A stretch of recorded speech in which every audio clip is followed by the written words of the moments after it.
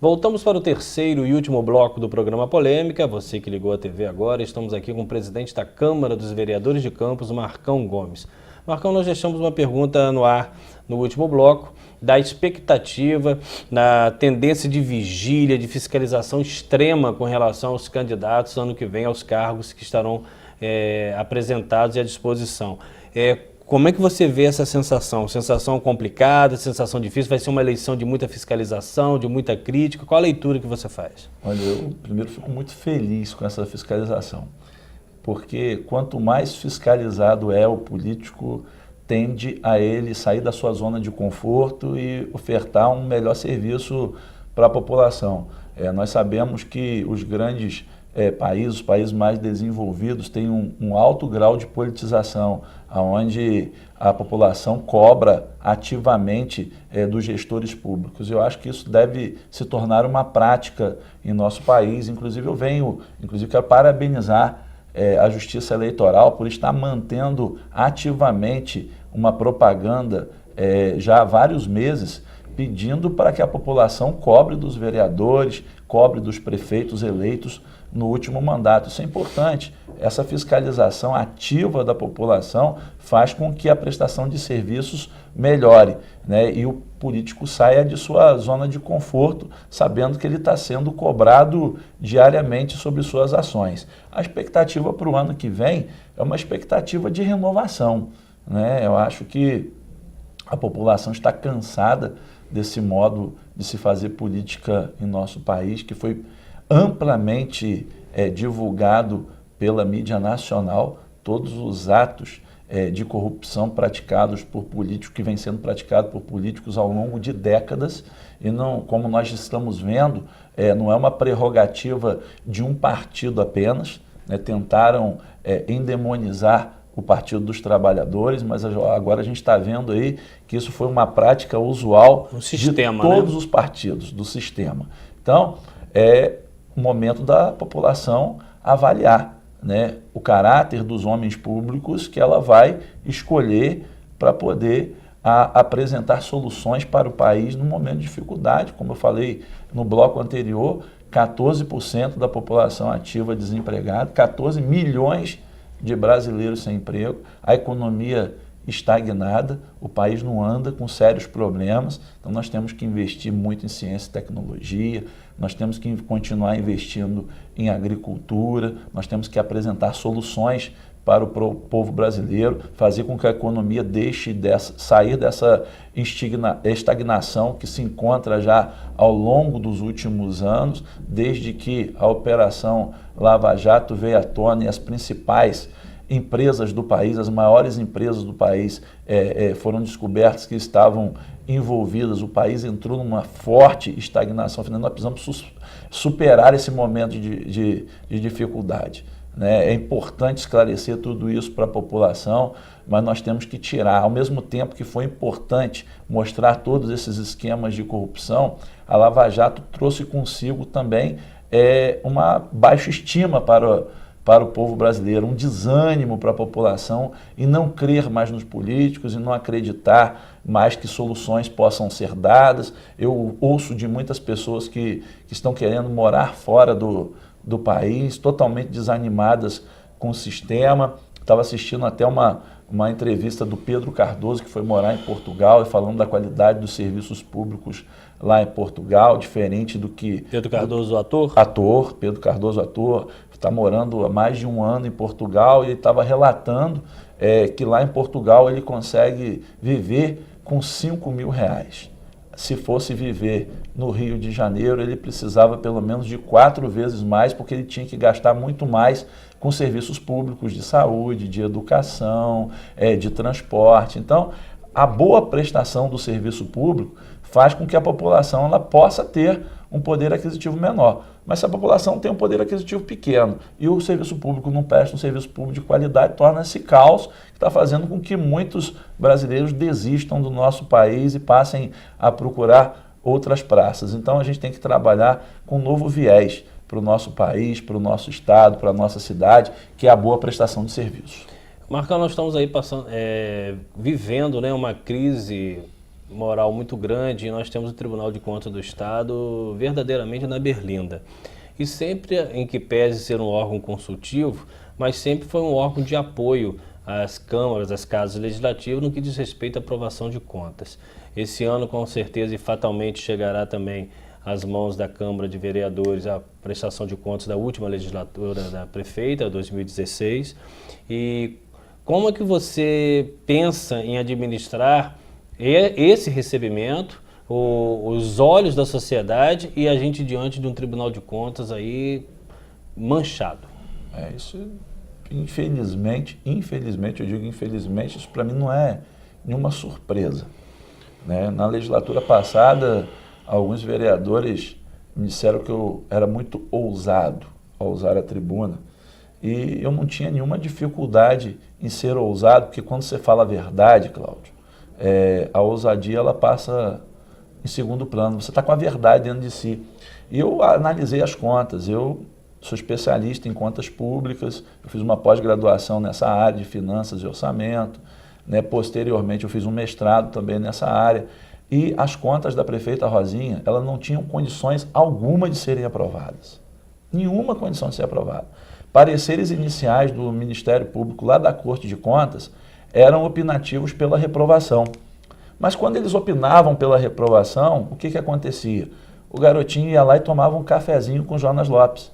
E eu falei isso na tribuna.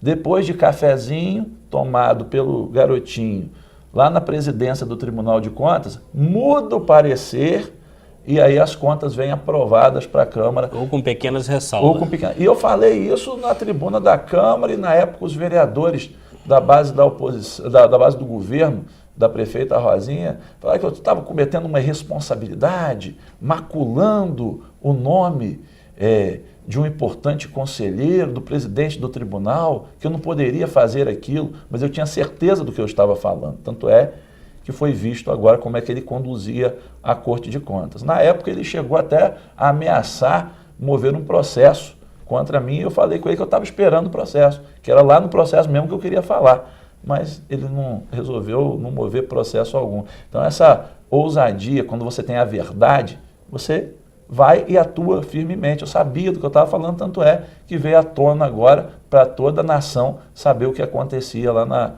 na Corte de Contas. Olha, como não tinham condições de aprovar anteriormente, também não tem condições de aprovar as contas de 2016. Sobretudo as contas da forma maquiada com que ocorreram, com endividamentos deixados, irresponsabilidade, milhões de reais de notas fiscais deixadas para pagar sem empenho, destruição de documentos, anulação de empenhos, um verdadeiro caos que eles fizeram com as contas públicas do município. Também não tem nenhuma condição de ser aprovada. Vamos ver como é que vai vir da Corte de Contas, né? O encaminhamento, eu consultei a controladoria e a auditoria da controladoria opinou pela reprovação das contas daqui de Campos, né, porque não tem condição nenhuma de ser aprovado. Vamos ver como é que vai vir esse parecer do tribunal, que vai ser apreciado também pela Câmara. Lembrar que o Tribunal de Contas, ele é um órgão consultivo, ele ajuda a Câmara Municipal, ele auxilia a Câmara Municipal na análise das contas, mas quem decide é a Câmara Municipal, decide se aprova ou se desaprova as contas do prefeito. Vamos falar um pouquinho agora também das suas investiduras enquanto vereador, projetos de leis, intenções. O que o Marcão pretende fazer como vereador? Olha, a gente já vem atuando firme e forte para fortalecer, né, principalmente a educação. Né, a gente vem conversando com educadores do nosso município para construirmos projetos de leis para poder beneficiar a categoria dos educadores. A questão da agricultura é algo também que nos preocupa, a gente vem trabalhando forte para a questão da agricultura. Eu tive uma reunião na CONAB, na Companhia Nacional de Abastecimento no Rio de Janeiro, para fortalecer os pequenos agricultores. Existe um programa magnífico, Cláudio, que é o PAA, é o Programa de Aquisição de Alimentos, para pequenos agricultores, que a gente pode estar fortalecendo aqui na nossa região, fazendo com que eles tenham acesso a vender estes produtos para o governo federal, através do PAA, para vender para a Conab.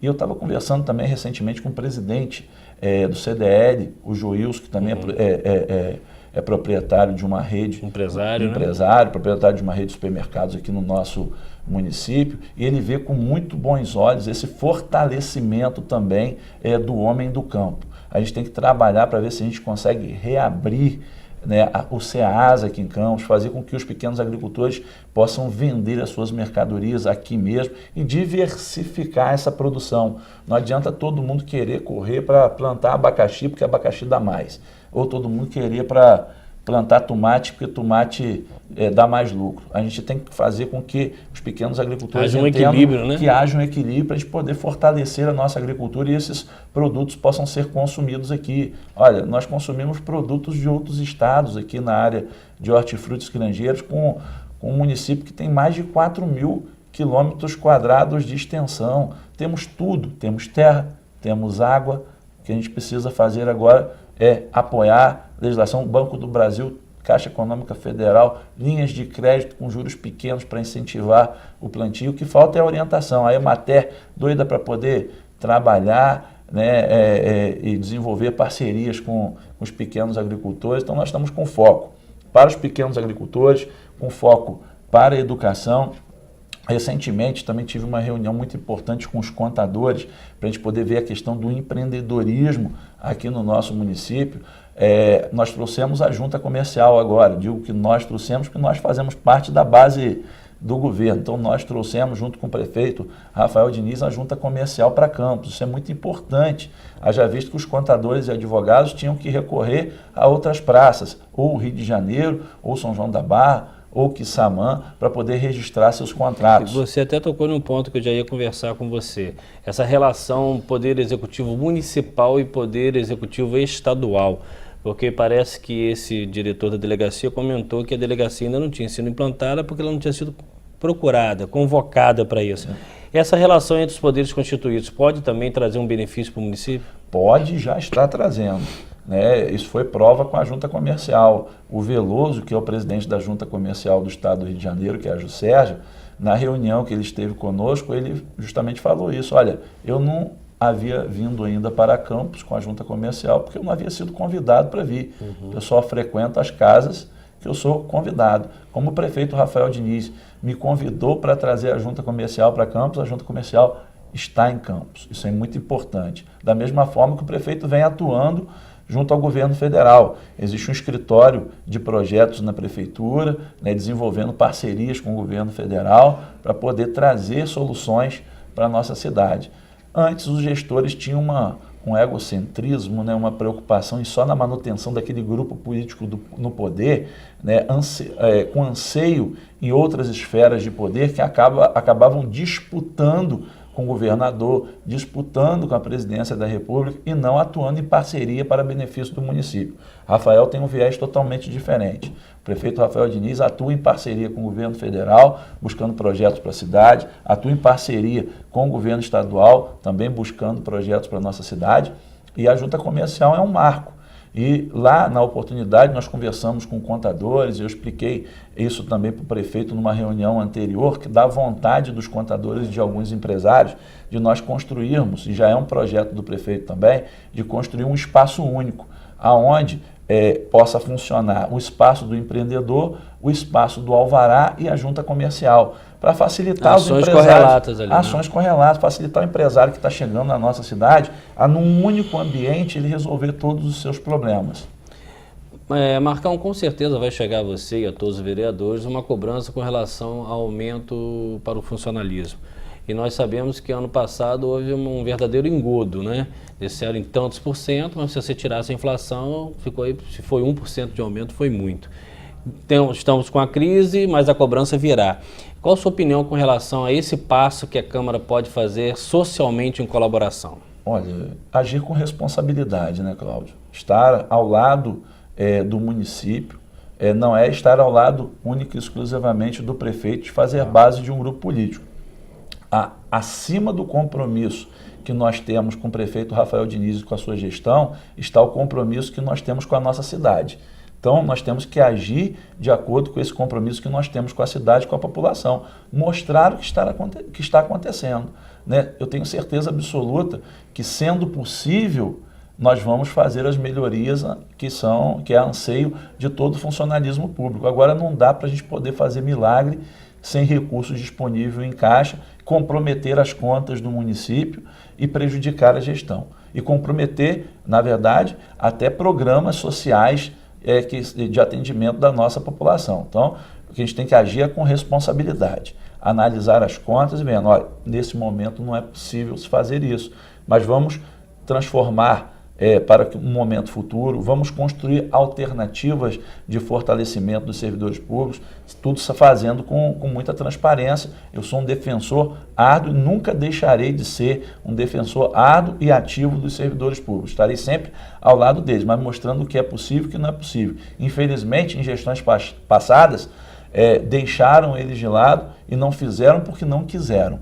Neste momento de dificuldade, a gente não pode dar um passo maior que a nossa perna, senão a gente vai cair e vai prejudicar toda a cidade. Então temos que ser transparentes quanto a isso, mostrar o que pode e o que não pode ser feito, mas sempre estando ao lado deles. Lembrar que eu também sou servidor público federal, defendo os servidores públicos, o próprio prefeito também é servidor público do município, e eu tenho certeza que também tem um carinho muito grande, mas tudo é quando se pode. Mostrar alternativas, mostrar porque não pode agora e apontar o que vai ser feito ali na frente, né? Isso é muito importante. Presidente, a construção também da base de apoio na Câmara ela é muito importante, até porque política se faz também com essa construção. E nós não vamos aqui entrar em questões judiciais, porque não nos cabe, mas a alternância de cadeiras que vem ocorrendo já aí há uns 20, 25 dias, tem atrapalhado ou não a condução dos trabalhos?